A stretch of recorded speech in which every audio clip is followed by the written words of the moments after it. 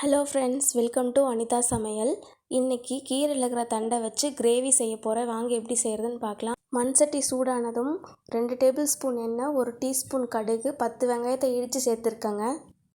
வரமிளகாய் 1 சேர்த்துருக்கேங்க. 1 கொத்து கருவேப்பிலை சேர்த்துருக்கேங்க. நல்லா வதக்கி விட்டுக்கலாங்க. இப்போது மஞ்சத்தூள் சேர்த்துக்கலாங்க. கலருக்காக காஷ்மீரி தூள் கொஞ்சம் சேர்த்துக்கிறேன். நல்லா கிளறி விட்டுக்கலாங்க. இப்போ 3 தக்காளி நறுக்கி வச்சுருக்கேங்க, அதை சேர்த்துக்கிறேங்க. தக்காளி தோல் பிரிஞ்சு வதங்கி வந்துருச்சுங்க. கீரையிலேருந்து கொழுந்து தண்டாக எடுத்துகிட்டு வாஷ் பண்ணிவிட்டு நல்லா பொடியாக சாப் பண்ணிவிட்டு சேர்த்துக்கணுங்க. தேவையான அளவுக்கு கல்லுப்பு சேர்த்துக்கிறேங்க. கல்லுப்பு சேர்த்துட்டு ஒரு கிளறிட்டு வரமிளகாத்தூள் காரத்துக்கு தகுந்த மாதிரி சேர்த்துக்கிறேங்க. நான் 1 டேபிள் ஸ்பூன் சேர்த்துருக்கேங்க. இந்த கிரேவி சாப்பாட்டுக்கு நல்லாயிருக்குங்க. முத்தி போன தண்டு இல்லாமல் கொழுந்து தண்டாக எடுத்துகிட்டு வதக்கிக்கிட்டிங்கன்னா சீக்கிரம் வதங்கிடும். நான் 3/4 டம்ளர் தண்ணி ஊற்றிட்டு வேக வச்சுருக்கேங்க.